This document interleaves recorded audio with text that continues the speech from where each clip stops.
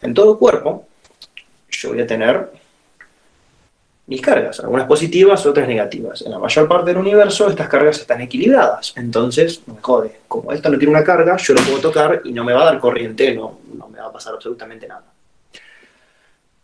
Si tuviese, supongamos, un exceso de electrones esto acumulado en algún lado y yo lo toco, ahí sí me daría esa corriente. ¿Qué es lo que pasa? Como tu hermanito estuvo, por ejemplo, jugando mucho rato, arrastrando los pies en la alfombra, viene y te toca, y bueno, esa fricción genera una acumulación de cargas. Cuando te toca, te realiza una descarga y ahí es donde te da la corriente esa que dan como un hormigueo.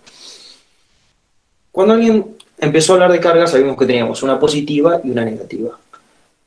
Positiva con, o sea, signos distintos de carga se van a atraer, signos iguales se van a repeler.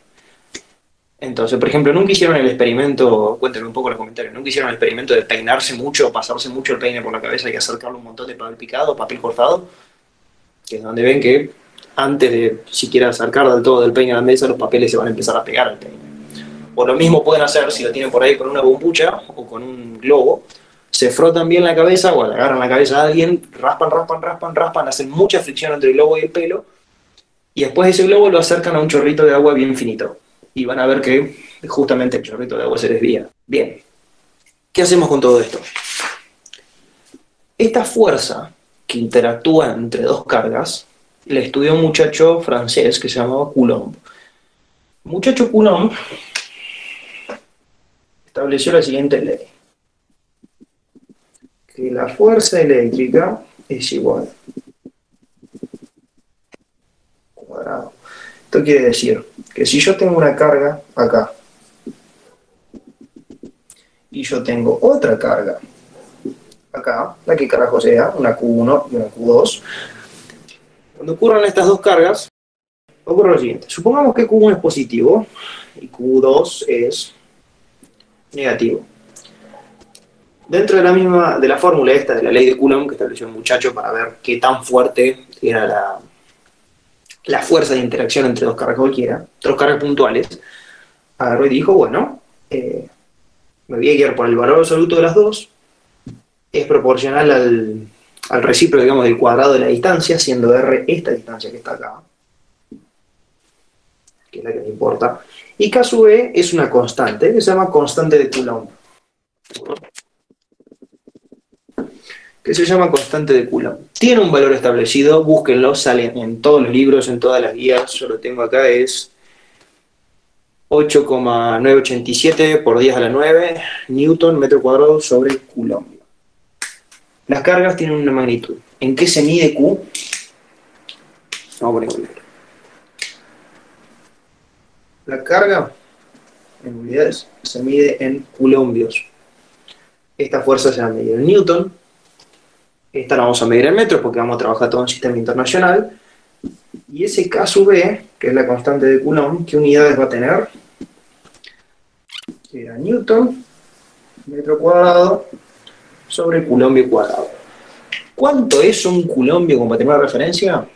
Es un poco difícil empezar a tomar dimensión o realmente ver qué es una unidad, pero tranquilos que los conceptos los van incorporando a medida que ganan minutos de cancha en la materia. Entonces, con esta ley nos guiamos. Si las cargas tienen igual signo, supongamos que esta es, bueno, acá las puse distintos signos, si este es más y este es menos, una carga positiva y una carga negativa, pueden tranquilamente estar hablando de un protón y un electrón. Y en ese caso se van a atraer y yo voy a tener mis fuerzas acá. La fuerza generada por esas dos cargas eléctricas que tenemos ahí. Esta es como la parte básica, súper básica de lo que empezamos a ver. En base a estas fuerzas, con estas fórmulas se casan, se la tienen que saber como el Padre Nuestro. Vamos a hacer un ejercicio. Yo tengo un eje coordenado.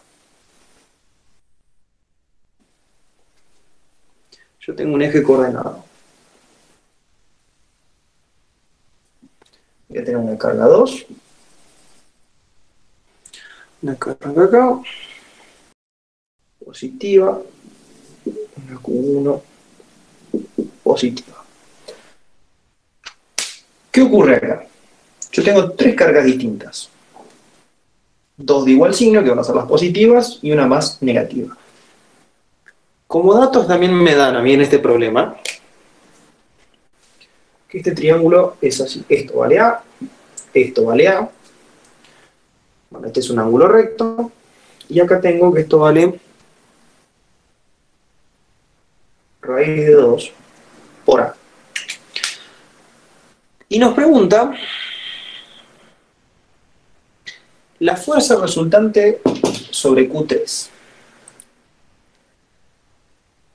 Y acá volvemos mucho a lo que venimos haciendo siempre en física, que es dibujar un poco qué fuerzas tenemos involucradas en todo este fenómeno. ¿Por qué? Yo tengo positiva y acá positiva. Entonces la fuerza que va a estar actuando, la fuerza que 1 le va a estar haciendo a 3, va a ser de repulsión.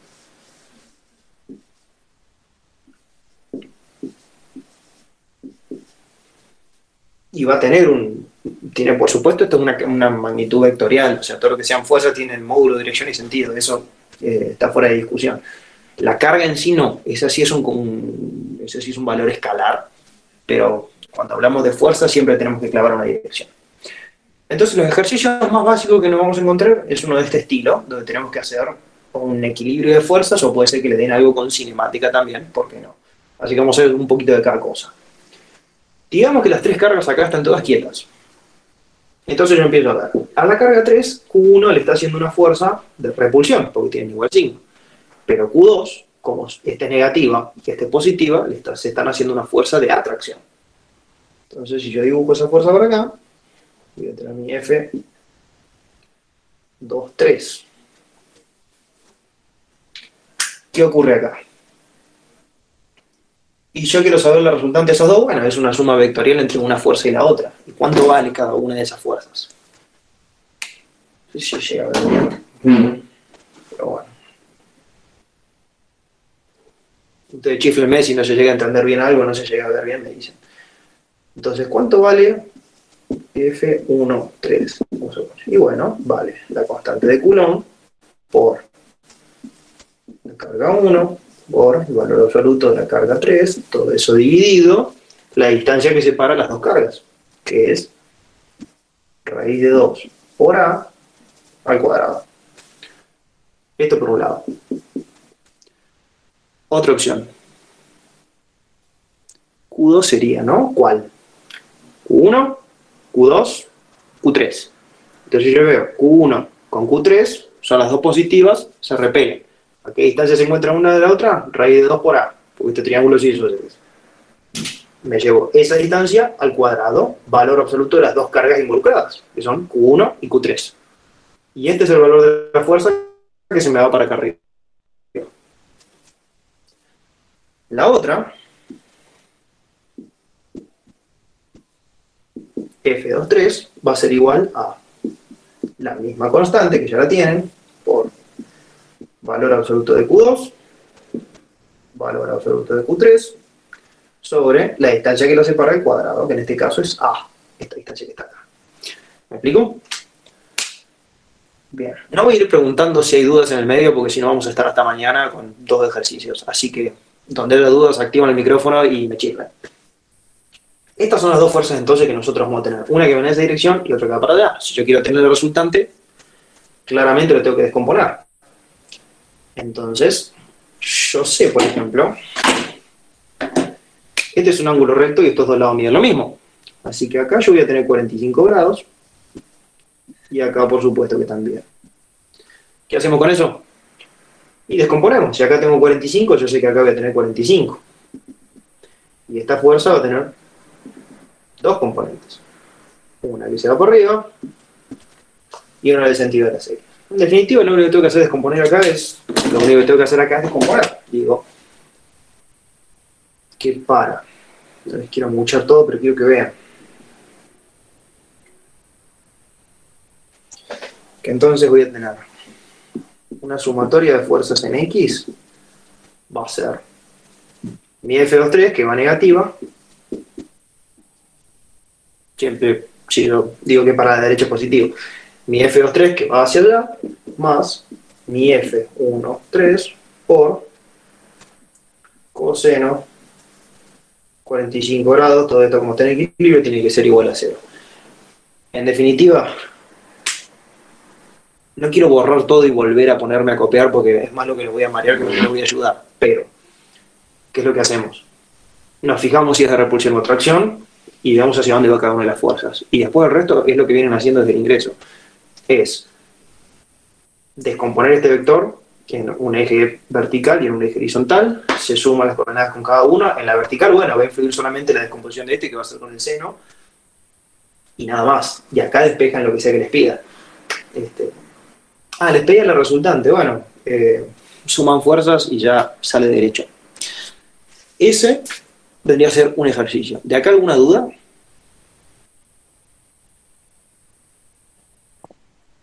Ninguna. No, fantástico, bien, bien. Hola, Simple y sencillo. ¿me escuchás? Sí, te escucho.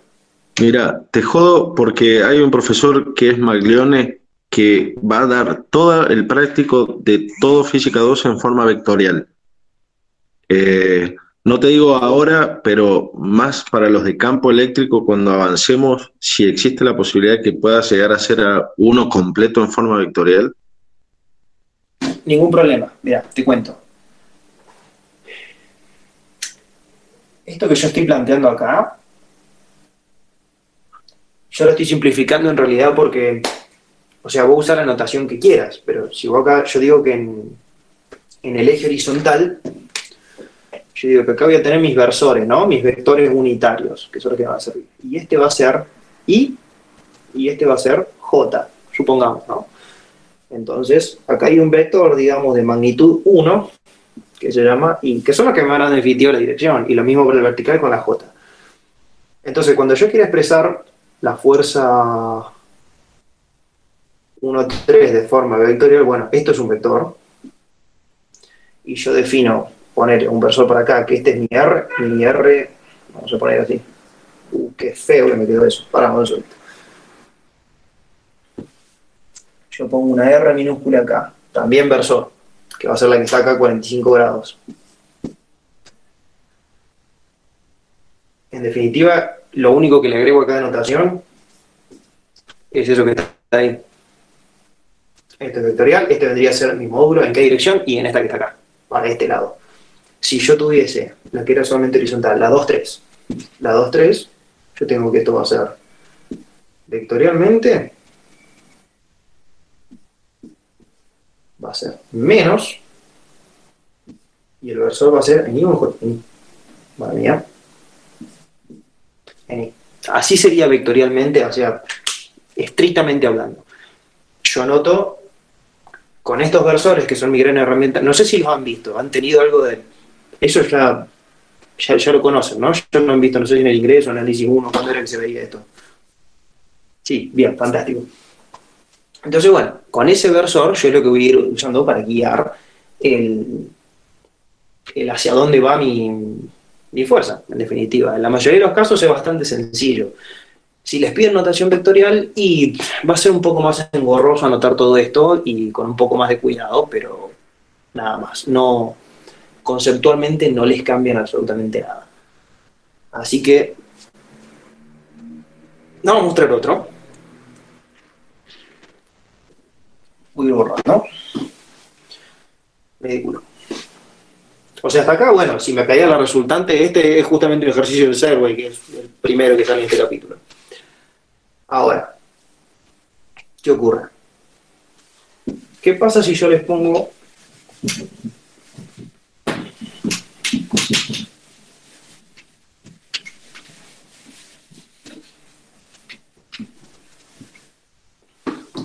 algo así? Tengo mi techo. Casi esto.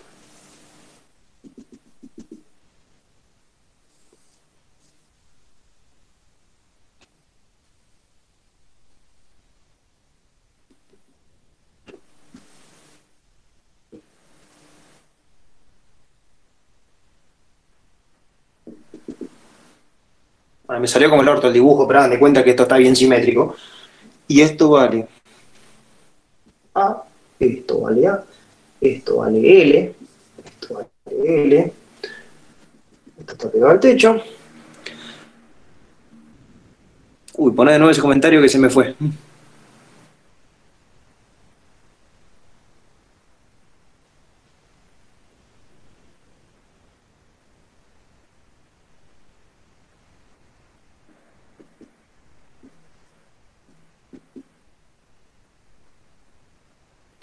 Solo se reemplaza la fórmula así. En definitiva, reemplazamos la fórmula y después analizamos hacia dónde iba cada fuerza. Hacia dónde iba cada fuerza. Había una que había que descomponerla. Se descompone eje vertical, eje horizontal. Se suma el nene con nene, nena con nena y ya salió. Te pedí la resultante. Bueno, tenías la componente vertical que había que sumar 2. Miento, el horizontal había que sumar 2. La otra vertical que era la que quedaba sola. Y después, sí, componente horizontal al cuadrado más componente vertical al cuadrado, todo eso le sacas la raíz y tenés el módulo. Y nada mucho más que hacer. Y el ángulo, bueno, arco tangente de la componente vertical sobre la componente horizontal. Fin de historia. Hasta ahí, nada nuevo. ¿Qué pasa si yo tengo esto? Por ejemplo, me dicen que esto tiene una masa,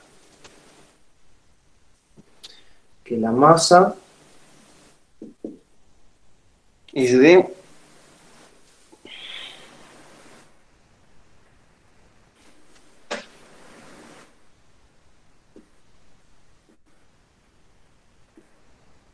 3 por 10 a la menos 2 kilogramos.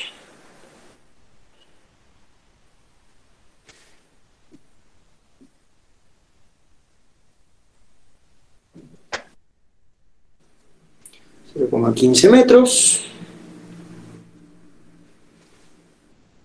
Y que tita, ese ángulo, es de 5 grados.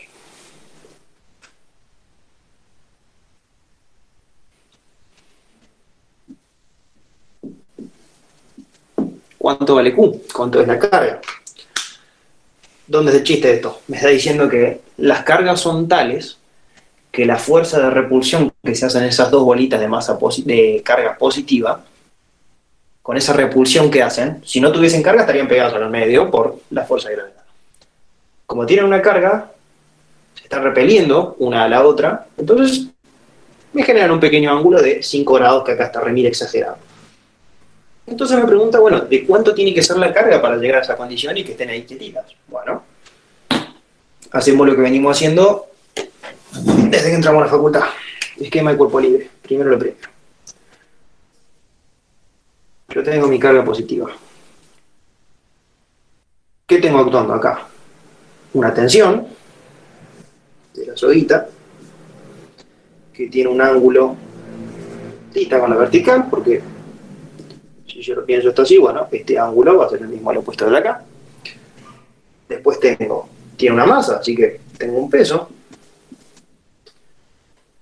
Y también tengo, supongamos que yo agarro esta, que esta carga me está haciendo una fuerza hacia el costado. Así que esa también la tengo que dibujar. Que es una fuerza eléctrica. De acá en más, vuelve a ser la misma historia de siempre. Solamente que esta FE es la constante de Coulomb por... En este caso las cargas son las mismas. Entonces, por ahorrarme un poco de notación, si quieren, puedo poner Q al cuadrado, que es lo que estoy queriendo encontrar, dividido la distancia total que hay entre una carga y la otra. No vayan a poner a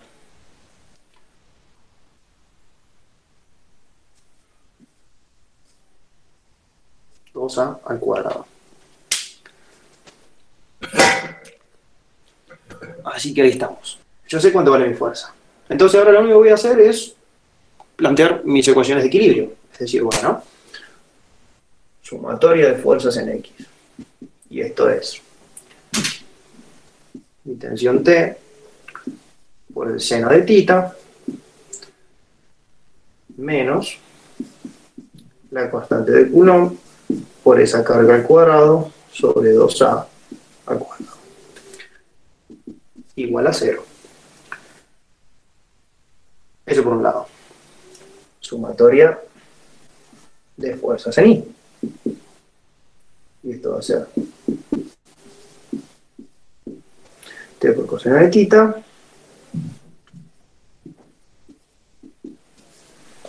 Fantástico. Yo de acá ya sé cuánto vale T. ¿Vamos bien?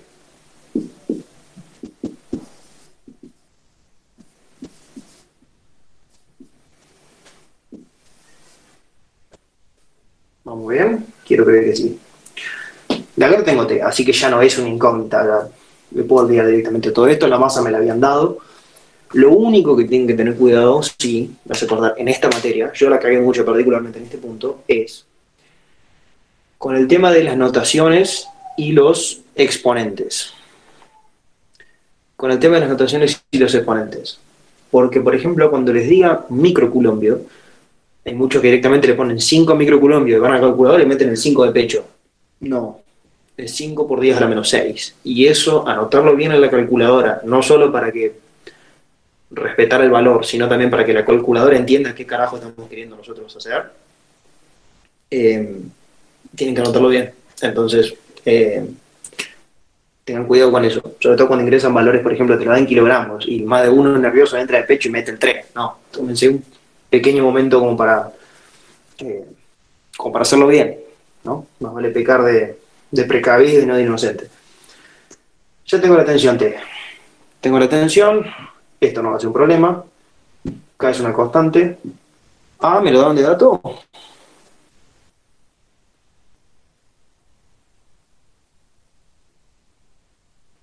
Claro, no me lo dan de dato, pero directamente por trigonometría. Tienen la longitud, tienen el ángulo, van a sacar A.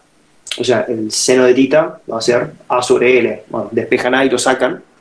No lo voy a resolver con números porque voy a estar borrando y copiando como un tarado, este, pero con que entiendan un poco la aritmética y el concepto de qué es lo que estamos haciendo, a mí me encanta y me sobra. Una vez hecho eso, ya tienen el valor de A. Esto no es ningún problema, directamente la van a despejar acá. Siendo que T ya la tienen, les va a quedar.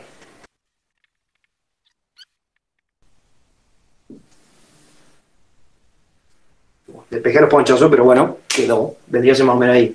De acá directamente lo que tienen que hacer es despejar Q y les va a dar el valor. Si quieren les digo, a mí con estos valores,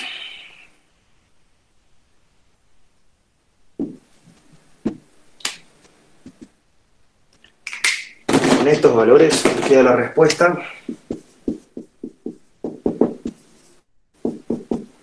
Que la carga tiene que valer eso en coulombios.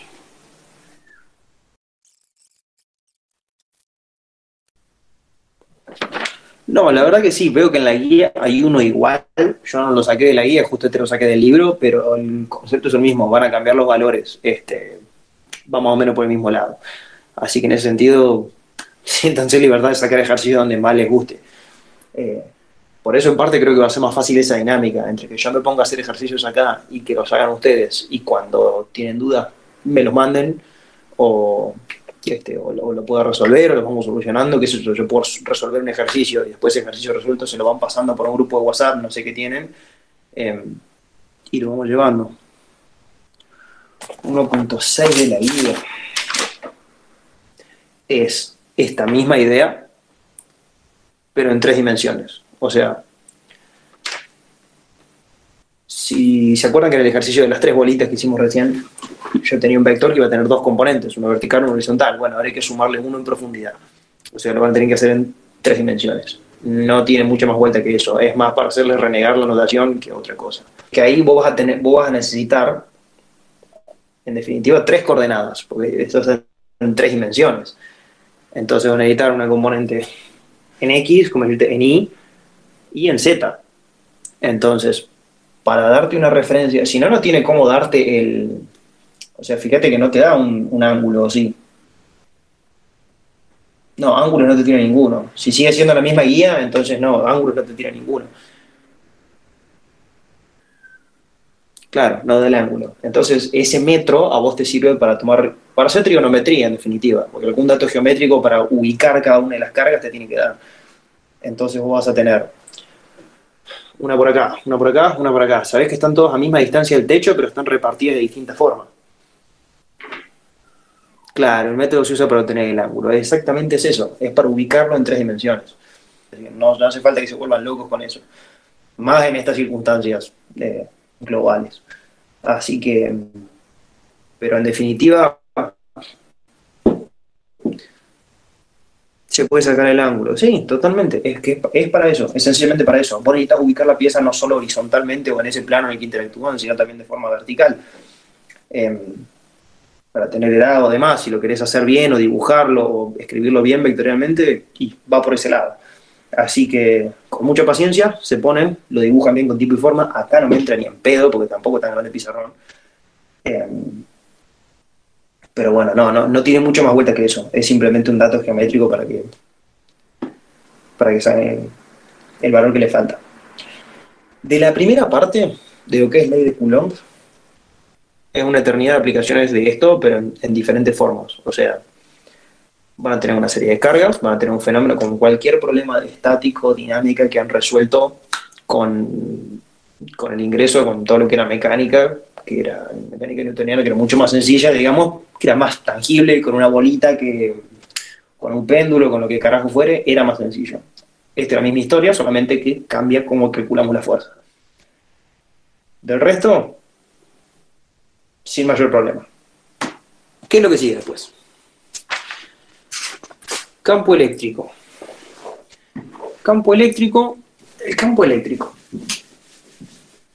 Nosotros estamos acostumbrados a que para hacerle fuerza a un objeto, o sea, para desplazar un objeto, para canalizar una fuerza, un esfuerzo, un trabajo, no tenemos que tener contacto con ese cuerpo. En el electromagnetismo, en toda esta materia, todo ese concepto se va al carajo. ¿Por qué? Como vimos recién, estas dos cargas no se están tocando y se están haciendo una fuerza entre sí. Están interactuando. Sí, lo mismo vimos en lo que era gravitación. En este caso, el borrador sí, le está aplicando la fuerza de gravedad y cae, pero no hay contacto alguno con ese. Acá se hace mucho más evidente y por eso hay veces que el concepto de campo suele costar incorporarse un poco. Después van a putear peor cuando vean campo magnético. Pero bueno, campo eléctrico todavía es un poco más amigable. Y vamos a hacer lo siguiente. ¿Cómo se define campo eléctrico? Digamos, es la base de toda la materia, así que esto, por favor, entiéndanlo. Es vectorial para lo que le habían pedido. Esto es fuerza eléctrica. Para, este no tengo prolijito. Sí, en definitiva es fuerza eléctrica, también vectorial, dividido una carga.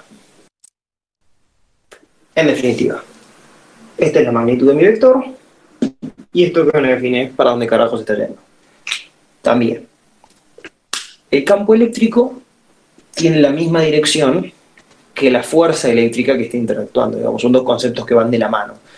Es como hablar de masas y gravedad y de un peso. Es como que está todo vinculado entre sí. O sea, si vos lo ves, si yo reescribo esto que está acá, esta fuerza eléctrica es igual a la carga, que es un componente escalar, por el campo eléctrico, que es mi componente vectorial. Y en gravitación teníamos que la fuerza gravitatoria, o el peso de un cuerpo, es igual a masa por la gravedad, que también tenía modo de dirección y sentido en las aplicaciones que nosotros usamos. Acá sí hay una relación claramente visible. Bueno, acá estamos usando exactamente lo mismo. Y de hecho, si ustedes se ponen a ver, si hacen los números, hay más de un problema de este estilo. Si se ponen a resolver problemas, van a ver que en toda esta materia nosotros despreciamos todo lo que es el efecto gravitatorio. ¿Por qué? Porque es demasiado pequeño en comparación de lo que dan los valores eléctricos o atracción electromagnética. Seguramente con una carga muy pequeña, mi fuerza gravitatoria va a ser una mugrésima al lado de lo que es la fuerza eléctrica que la está ejerciendo. Por eso, en muy pocos problemas de la materia realmente lo vamos a tener en cuenta, salvo que se los diga la consigna, pero después no guarda grandes misterios. Entonces, campo eléctrico. ¿Qué más le puedo decir del campo eléctrico? Tiene un poco que ver con que, imagínense la siguiente situación. Yo tengo una carga positiva, digámosle, Q. Y yo de repente agarro una carga muy chiquitita, algo muy muy pequeño, y se la tiro por acá. Y digo que esto es Q sub 0. También positiva, ¿por qué no? Y bueno, acá va a aparecer una fuerza eléctrica. Pero lo mismo que ocurre entre una manzana y la Tierra, la proporción es tan grande que, digamos, la manzana no va a mover a la Tierra. Acá pasa exactamente lo mismo. La carga de prueba no afecta en nada a la Q grande. Esto sí va a hacer que aparezca un campo. ¿Cómo? Bueno, el concepto de campo sí lo pueden dibujar vectorialmente, pero entre estas dos distancias, que va a aparecer mi fuerza eléctrica de repulsión, y bueno, el campo va a tener la misma dirección, va a tener diferente módulo o demás. Si esta carga de prueba fuese negativa, y bueno, se iría para el otro lado. O si mi Q fuese negativa, ahí empieza a cambiar. Porque fíjense que, como les dije, fuerza Q por E, el signo de mi carga sí interviene. Entonces, si es negativa, van a tener sentidos opuestos. Si es positiva, van a tener el mismo sentido. Guarda con eso, porque es fácil comerse un signo mientras estamos resolviendo ejercicios de eso que está ahí. Entonces, vamos a ver algún ejercicio.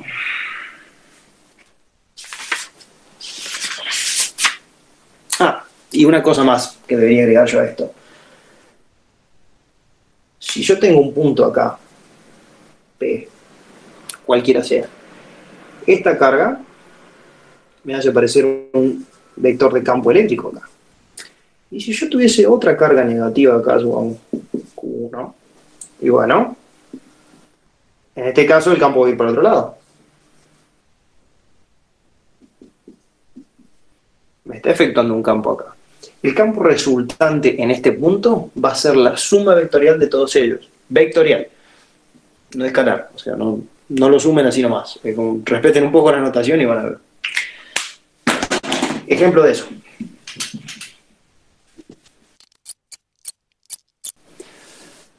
¿Qué ocurre en ese punto P? El problema nos dice, yo tengo una carga Q1, tengo una carga Q2, yo tengo un ángulo φ y tengo un ángulo θ.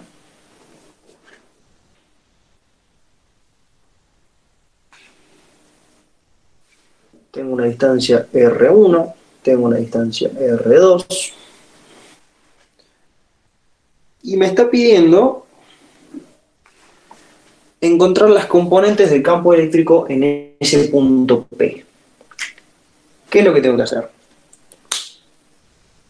Como todo problema de ingeniería, lo desgloso en partes más pequeñas, que sean más fáciles de entender, más comprensibles, más manipulables, y después de eso lo engloso todo de nuevo para sufrir menos. ¿Qué ocurre acá? Esta carga positiva, en este punto, va a aplicar ese campo eléctrico, me lo va a dejar ser para allá. Le vamos a poner E1. Y esta otra carga, que es negativa, me va a estar ejerciendo el campo en esta dirección, pero con este sentido. Y va a ser E2. Le vamos a poner, ¿no? Bien. Estos son dos vectores, E1 y E2. Con lo cual,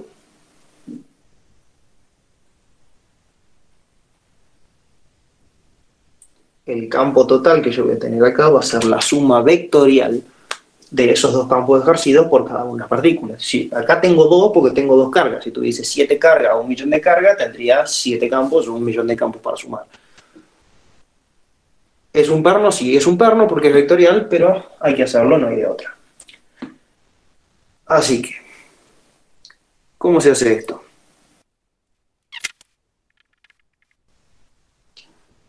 Ya dijimos que así era escalar, que podía tratarse de forma vectorial. Para mí E1, esto va a ser K sub E. Valor de la carga, acá siempre estamos tomando el valor de la carga fuente. Cuando yo les puse una carga chica y una carga grande, antes, hace un ratito, hay algo que se denomina, esa carga muy pequeña, es la que se denomina carga de prueba. La carga grande es la que se denomina carga fuente, es básicamente la que me genera el campo eléctrico y la que yo estoy tirando a ver qué es lo que pasa. Si yo, para probar la gravedad, el campo gravitatorio en vez del eléctrico, tirase una manzana al aire, esa sería mi carga de prueba. Y la carga fuente vendría a ser la Tierra, que es la que me está aportando toda la gravedad en el asunto. En este caso, yo tengo mi punto. No me dijeron si hay una carga o no hay una carga acá. Yo sé que... no llegué a leer. Que en ese punto del espacio voy a tener un campo que va a ser la resultante de el campo que me suministran cada una de esas cargas que están por ahí dando vuelta.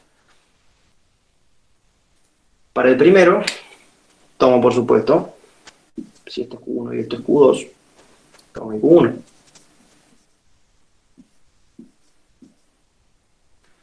¿En qué dirección? Y si me lo piden vectorial, y anoten acá que va en esa dirección con este versor. Después lo descomponen, lo arman, lo dejan lindo y demás. Este sería mi caso. Después yo lo voy a tener que descomponer. Voy a poner con colores así queda bonito.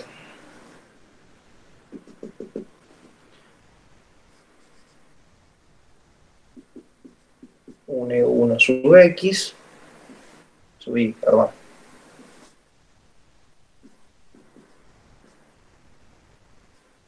Y un E1 sub X. De nuevo, la parte de descomposición vectorial se las dejo a ustedes porque si no vamos hasta mañana. Entonces tengo la constante, la carga, la distancia. Yo después voy a hacer, por ejemplo, para el E1 sub X voy a tener esta misma magnitud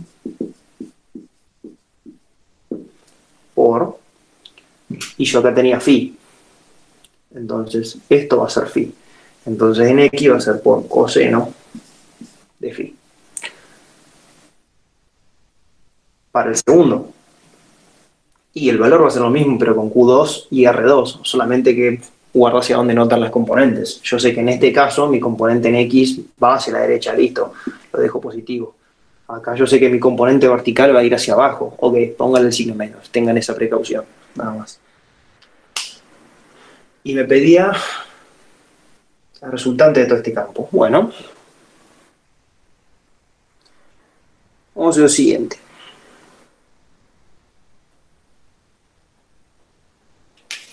Vamos a decir que esto es A, y esto es A, y esto vale I.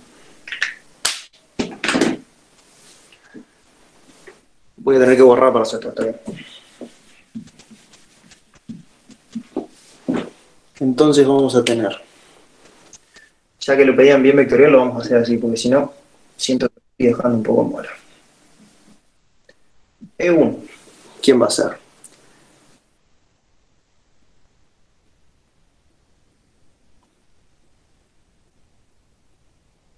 Dame un segundito. Vamos a hacer así.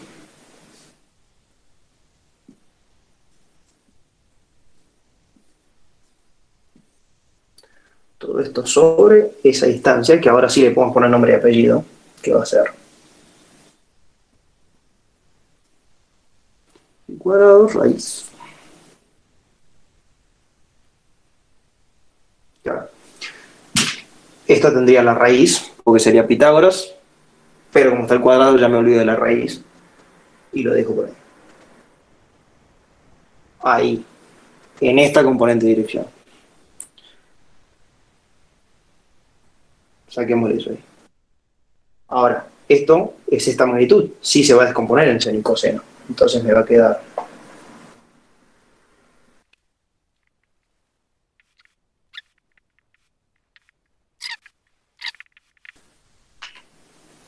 espero se llegue a leer. Pero bueno, así es donde entra. ¿Qué tengo acá? Acá este es mi versor. Estos son mis dos versores. Es lo que me indican que uno está en el eje horizontal y uno está en el eje vertical.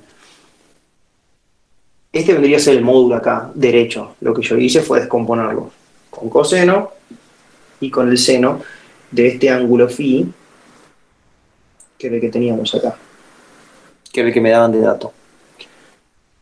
Este problema es muy interesante, muy sencillo, que ahí lo podemos ver si quieren. ¿Qué es lo que ocurre cuando θ y phi sean iguales y cuando R1 y R2 sean iguales? ¿Qué es lo que pasa? Las componentes horizontales, tanto de 1 como de 2, se me van a anular entre sí. Vertical, perdón. Que se me va para arriba, la que se me va para abajo, en definitiva van a ser iguales, van a tener la misma proyección, me puedo olvidar de ellas, me va a quedar solamente una componente horizontal. Mucho más sencillo. Este vendría a ser el caso más general. Digamos, que lo que pasa es que acá tengo 45, acá tengo 60, y bueno, no siempre es todo tan ideal y tan bonito. Yo hago esta descomposición, estos son mis versores, y esto en definitiva es el valor. Este es mi distancia al cuadrado, y para E2 voy a tener que hacer exactamente lo mismo. Voy a tratar.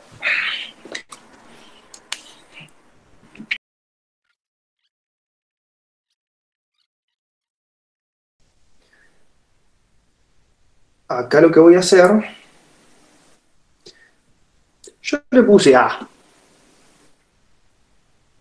porque dije que iban a ser iguales, pero supongamos que es B y es distinta, como para diversificarlo un poco más. Me va a quedar esto así, por... Y yo acá tengo que esto es tita. Entonces voy a usar por coseno, ¿sí? ¿En qué dirección? En la del versor I, que es mi horizontal. Si vamos también en pelota con lo que estoy diciendo, este viene a ser el J y este viene a ser el I de mis versores. A eso, el segundo lo tengo para abajo, así que en componente vertical va a ser negativo. Voy a tener K sub B, carga fuente, dividido esa distancia que va a seguir siendo la misma, el seno de tita, en el versor J. Vectorialmente, esta y esta son las que me calientan. Misma situación. Voy a tener la descomposición que hice del campo eléctrico en los dos y mis versores que me van a indicar en qué dirección va cada uno de los componentes del campo eléctrico. ¿Qué me pedí este ejercicio? Y calcular en definitiva el módulo de E. ¿Qué hacemos acá? Yo sé que esto...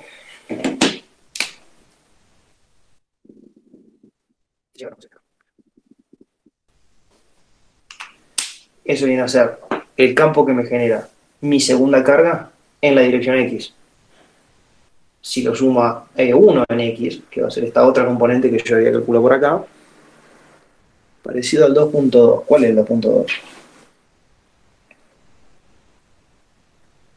Muy parecido al 2.2, exactamente, el del libro, sí, tal cual. O sea, estos ejercicios se repiten mucho, ¿no? O sea, no tengan miedo. Lo mejor que pueden hacer es sentarse con el libro, agarren un ejercicio que está resuelto, le pegan una mirada rápida y traten de resolverlo ustedes.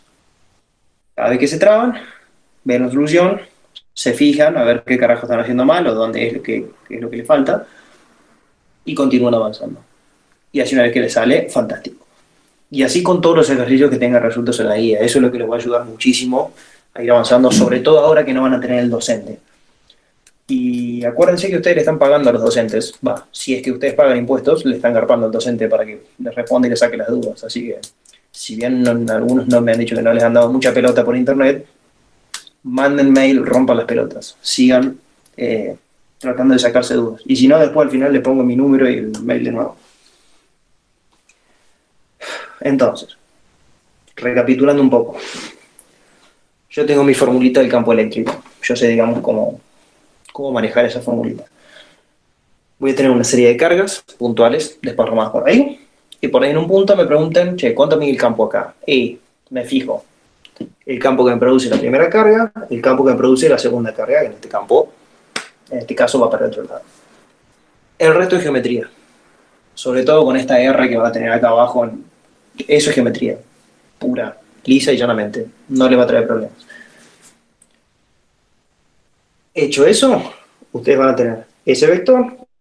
Lo que yo acá saqué es el módulo de este que está inclinado con un ángulo phi. Con el coseno, con el seno, con esta notación vectorial, lo único que hice fue descomponerlo para arriba, descomponerlo para el costado. Hecho eso, suman todas las componentes en X, suman todo lo que sea en Y y se olvidan. Entonces la vienen viendo la guía. ¿Qué más tenemos? Fíjense después, el que está bueno, creo que es el 2.5, sí, es el 2.5 de la guía, que es un cuadrado que tienen 4 cargas desparramadas, y en el medio, tienen acá 4 cargas desparramadas, y en el medio un punto P, ¿verdad? Y ahí les va a preguntar, calcule el campo eléctrico en el centro del cuadrado. Engorroso pero sencillo. Lo que tienen que hacer ahí es, agarran cada una de las cargas, cada una de esas va a estar haciendo una cierta, va a ejercer una cierta influencia, digamos, para generar ese campo eléctrico en ese punto. Dibujen todos los vectores, siempre traten de dibujar el problema, siempre, siempre. Es lo que les va a ayudar un poco a entender qué carajo es lo que están haciendo. Y después es descomposición de vectores. Esta materia es mucho descomposición de vectores, sobre todo en esta parte. Es un perno, sí, pero es lo que hay. Y esto es campo eléctrico. Un disco uniformemente cargado. Bueno, y después viene lo otro, que es donde se complica campo eléctrico, que es donde se pone bueno. Que esto es para cuando yo tengo cargas puntuales. O sea, yo tengo una bolita, un protón, un electrón, un manojo de electrones en otro lado, una bolita cargada y demás. ¿Qué ocurre de repente si yo tengo que considerar un volumen, un área, una longitud? O sea, por ejemplo, no sé si hay algún mecánico electricista ahí dando vuelta, algún electrónico, pero que ustedes tengan un cable, sobre todo cuando se manejan grandes corrientes de 5.000 amperes, cuando usted tiene uno de esos conductores, así, y bueno, eso está lleno de cargas. O sea, la corriente son cargas en movimiento. Eso ahí lleno de cargas y les va a estar generando alrededor un campo eléctrico. Que después cuando cursen otras materias de elementos y equipos eléctricos, instalaciones y demás, van a ver lo que van a putear con eso, pero punto y aparte. Todos estos fenómenos van a ocurrir. Entonces, ¿cómo cuantificamos esa carga cuando están repartidos? Porque si yo tengo un conductor, digamos, yo tengo acá un montón de cargas y quiero saber el campo eléctrico en este punto que está acá. Bueno, la carga que está acá en el medio está a una determinada distancia, pero la carga que está en la punta está a otra distancia, que no va a ser la misma. Y el campo es el mismo porque acá va a tener otra componente, y el de la otra punta va a tener componente para otro lado. Ahí es donde empezamos a putear. Definimos 3 cositas.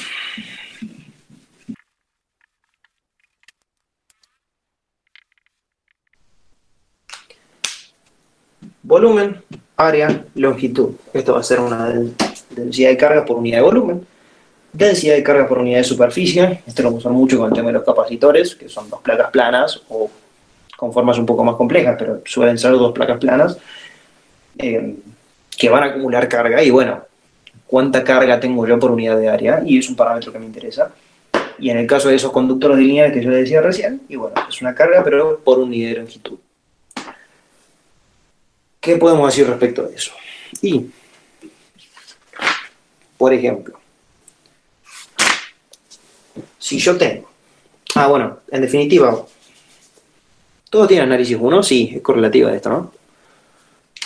Yo lo que voy a hacer acá, en definitiva, es diferenciarlos. Ese diferencial de carga va a ser esta densidad por mi diferencial de volumen. Mi diferencial de carga cuando esté hablando de superficie va a ser mi densidad de superficie por un diferencial de área. Y en el caso de la longitudinal, un diferencial de carga de una porción infinitesimal de ese cuerpo que yo estoy considerando va a ser igual a esa densidad lineal de cargas por un diferencial de... ¿Qué notación usamos? Bueno, yo le pongo L, no sé si ustedes lo respetan, pero lo tienen por ese lado, ¿no? O sea, yo voy a usar una notación que es la del libro que me puse a estudiar, pero siéntanse libres de usar la notación que más les guste o que más usen ustedes con su profe. Con esto nosotros lo que vamos a hacer a partir de ahora es integrar todos los problemas, y en Leu de Gauss también habrá un poco de eso, pero cuando un cuerpo que ya no es un puntito en el espacio, empieza a acumular cargas, lo que vamos a hacer es, en base a su geometría, vamos a ir integrando para ver en definitiva, para encontrar lo que sea que queramos encontrar. Por lo general, la gran incógnita nuestra es el campo eléctrico, que es donde vamos a tener que estar haciéndolo.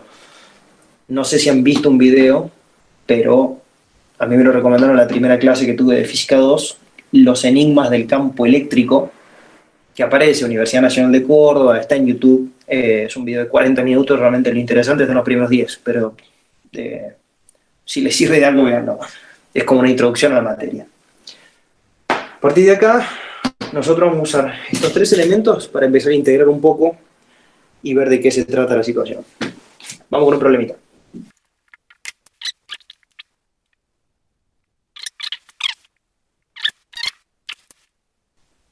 Vamos a distancia X. Yo en el origen de coordenadas tengo un punto P. Y toda esta barra tiene una carga lambda. O sea, carga por unidad de longitud, que habíamos dicho recién. Lo que nos pregunta el ejercicio es, calcule el campo eléctrico en un punto P que se ubica a lo largo del eje de la curva de la barra y a una distancia A desde el extremo. Bueno, en definitiva, bien. Si esta carga es positiva, yo acá voy a tener un campo eléctrico para allá. ¿Cuánto vale ese campo? ¿Alguna idea? Porque es distinta la distancia de esta carga que está acá y la de este extremo y la que está en el medio. Entonces, no va a ser tan fácil como sumar, no es soplar y hacer botellas. Sumamos una ínfima dificultad. Como a ustedes les gusta el cálculo diferencial, vamos a hacer el diferencial de campo eléctrico. Va a ser igual, misma formulita de recién, pero en forma diferencial. La constante de Coulomb por diferencial de carga, que es lo que teníamos recién, dividido, y usábamos como notación X. X, ¿por qué X? Porque es la distancia entre mi punto y esa carga, porque este intervalo que defino yo de mi barra, diferencial de X, tiene una carga que va a ser diferencial de Q. Entonces, a esa distancia, mi diferencial de carga me va a generar un diferencial de campo eléctrico en este punto. Entonces, ¿cómo operamos a partir de acá? Y bueno, en definitiva, mi diferencial de carga, dijimos que era igual a lambda por diferencial de longitud. Eso lo vamos a meter acá. Pero antes, vamos a ir bien paso a paso. Mi campo eléctrico va a ser la integral de esto que planteamos recién.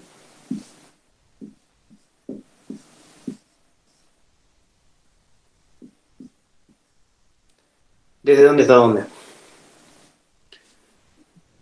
Desde el inicio de mi barra hasta el final. O sea, desde A hasta A más L. ¿Alguien está perdido acá?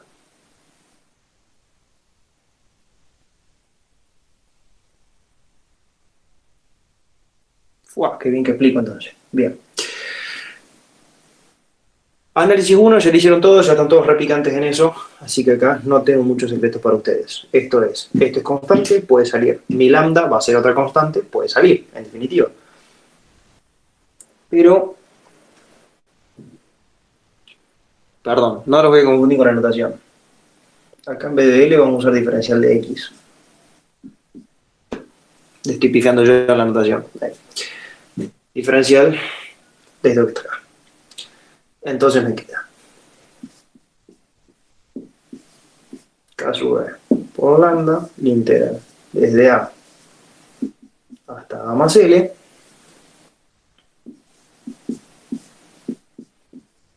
sobre X cuadrada. Que ustedes, como ya están picantes, ya lo deben haber sacado, mientras yo estoy copiando por veces.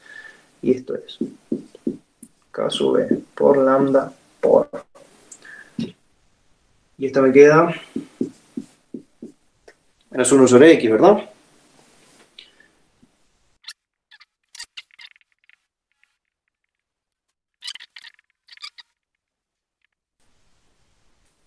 Este es el módulo de mi campo eléctrico en ese punto. ¿Por qué no me gasto en hacerlo vectorial? Porque ya sé para dónde va. Ya sé que se va negativo en el eje de mis abscisas. Si me lo piden vectorial, vendría a ser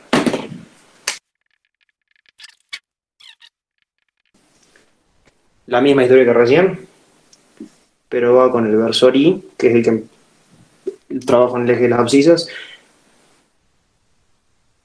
y con signo negativo, porque se va hacia por el costado. ¿Se llega a ver ahí? Debe poder hacer un pin. Lo explico un poquito. Vendría a ser campo eléctrico en este punto. Hasta acá íbamos bien. Si yo lo quiero expresar vectorialmente, bueno, mi E vectorial va a ser menos, porque va en el sentido negativo. Esto que viene a ser el módulo, en definitiva, es lo que me da el valor propiamente dicho. Y el versor, que me define sobre qué eje estoy trabajando directamente, que en este caso es de las X o las abscisas.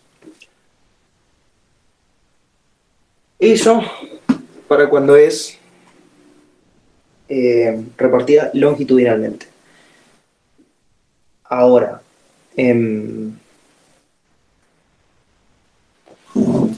listo, pequeña emergencia doméstica. Entonces, campo eléctrico. Vamos muy lento, vamos muy rápido. Alguno de superficie, paso directamente a ley de Gauss. Vamos a eso, voy a pasar a ley de Gauss. Voy a contar un breve resumen de eso y por ahí algún ejercicio. Así ya después, como para decir que dimos un pantallazo general de todo. Y después sí, les dejo mi mail y mi teléfono, cosa de que ustedes vayan haciendo ejercicios por su cuenta y yo en lo que les pueda ir ayudando para ir avanzando en el asunto, bienvenido sea. Pero vayan tirándome un feedback, o sea, cuéntenme si estoy yendo muy rápido, muy lento, o si algún tema en particular que les esté costando de más. Los que no han tenido ningún práctico, y bueno, desde cero, hermano, no les va a quedar otra, van a tener que empezar muy desde el principio. Ley de Gauss. Bien. Gauss, este muchacho lo que dijo fue: hay algo para los que no han visto nada de la materia que se llama líneas de campo eléctrico. Que si yo tengo una carga acá, cualquiera sea, puedo definir unas líneas que salen en todas direcciones. ¿De qué sirven? ¿Qué significan? ¿Para qué se usan? Y son una forma de representar un poco más gráficamente qué carajo está haciendo el campo eléctrico, en definitiva, porque es tal vez un poco difícil verlo cuando no hay una interacción propiamente dicha. Ahora, con estas líneas que me van a indicar el sentido del campo, hacia dónde está yendo, o si fuese una carga negativa, con una carga negativa tendríamos líneas similares, pero estarían llegando, en vez de irse por el sentido de la carga, simplemente por eso. Ahora, para ver qué tan fuerte es un campo eléctrico, más allá del módulo de que es una cantidad vectorial y demás, cuando la geometría de los cuerpos se empieza a complejizar, también se empieza a complejizar un poco el cómo sacar esa magnitud. Porque si yo tengo dos plaquitas, o si tengo la carga puntual que en el espacio está todo fantástico, pero si de repente tengo esto, que tiene todo cargado positivamente o negativamente, y o sea, si me pongo a sacar el punto ahí, y voy a putear como nunca en la vida para poder sacar ese campo. Si me pongo a sumarlas de a una, me vuelvo loco. O sea, no podemos estar sumando electrón por electrón en campo eléctrico en toda la repartida. Por eso un poco la distribución que vimos hace un rato.